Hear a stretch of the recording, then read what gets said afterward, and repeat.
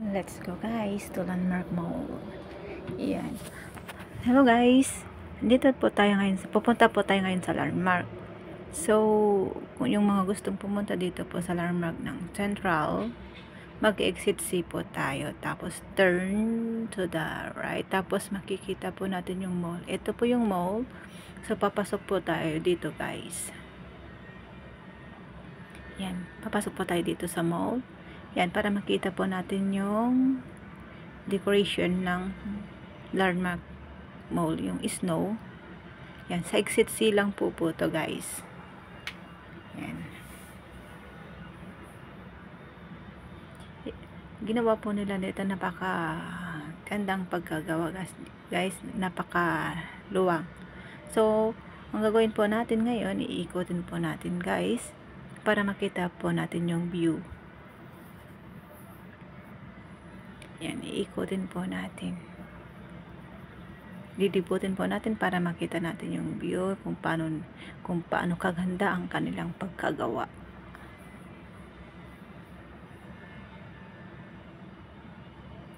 Yan, iikot tayo mga guys para makita po natin yung ganda. Yan, napakaganda, super ganda talaga.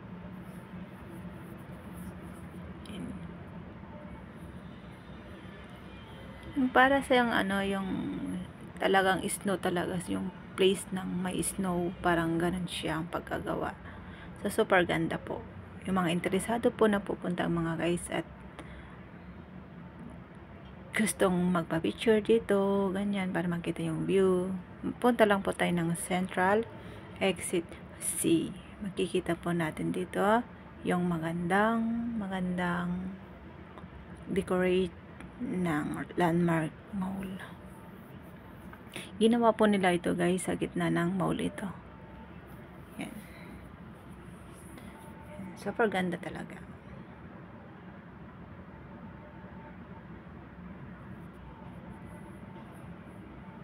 Christmas na talaga guys, 'di ba? Maglakad po tayo guys, papunta tayo sa kabila. Ayan, titignan po muna natin yung view. Yan. Siyempre, may mga OFW din na post dyan, post dito, ganun po. Yan, may mga ginawa din po silang guys na cable car. Ayan. Kung pamilyar po kayo sa cable car, ginawa din po nila.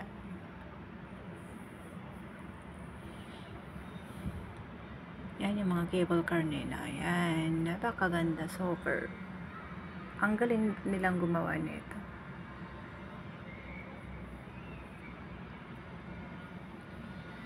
Magandang pumunta dito guys, yung hapon ganun. Para hindi grounded yung tao, kaya umagang umaga. Kasi pag tanghali ganun o hapon, karamihan po ng tao yan siksikan, hindi ka po makakapila na magpa-picture dyan. Kung gusto mong magpa-picture, dapat agahan ninyo o kaya tignan nyo yung oras, yung mga kainan, ganun. Yung mga kakain ng mga OFW, kasi karamihan po dyan na namamasyal guys is OFW. Syempre yan lang po ang mga libangan po natin mga OFW, ang makikita ang pinakamagandang view. Kumbaga doon po tayo nare-relax guys. Yan. Iikot po tayo doon po na. Nasa kalahati pa lang po tayo guys ang nakikita. Ayan.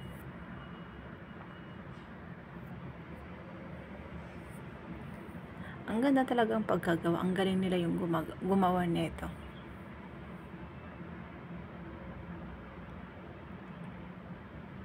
Ginawa po nila sa gitna ng multo.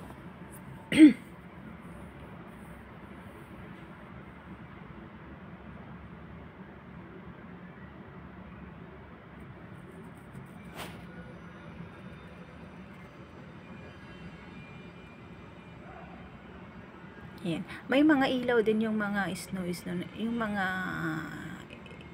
ang tawag po dyan, yung Snow White. Umiilaw po yan mga guys. Yan. Kaya Yung mga bata minsan na-aliw din naman nila ano yan. Kaya doon sa loob, doon sila na ano, naglalaro.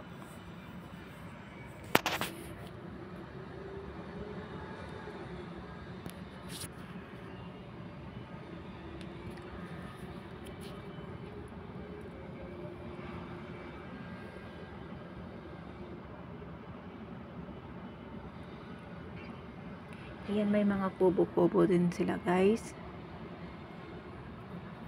Ginawa nila din ng kubo-kubo. Siyempre, yung kubo nila bambu ko. Super luwang. Iikot ka talaga dito guys para makita mo yung view. Yan, Christmas na talaga. Merry Christmas po sa lahat. Ayan po.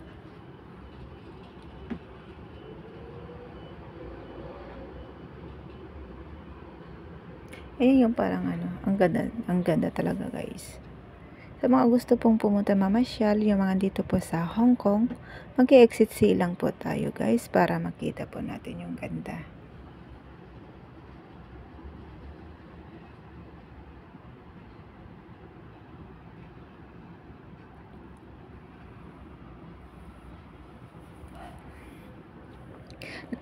Hindi ka lang makakasingit na magpa-picture dito mga guys kasi pag dito kasi sa Hong Kong, pag nagpa-picture ka sa isang place at lalong pasyalan nito, kailangan kang pumila. Hindi tulad sa Pilipinas na agawan talaga, wala nang pakialamanan ganun. Pero dito po sa Hong Kong, dapat pipila kapag gusto mong maka-picture diyan. Pero siyempre ako guys, hindi ako mahilig sa picture kaya nag-video na lang ako.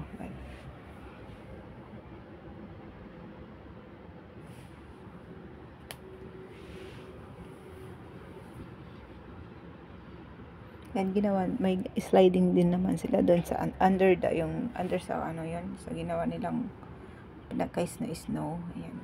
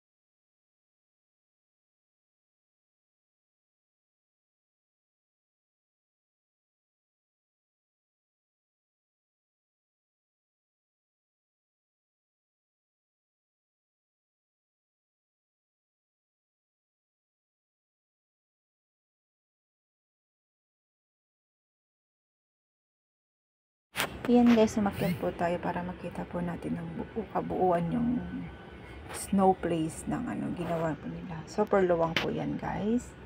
Yan, hindi. Tignan po natin. Yan.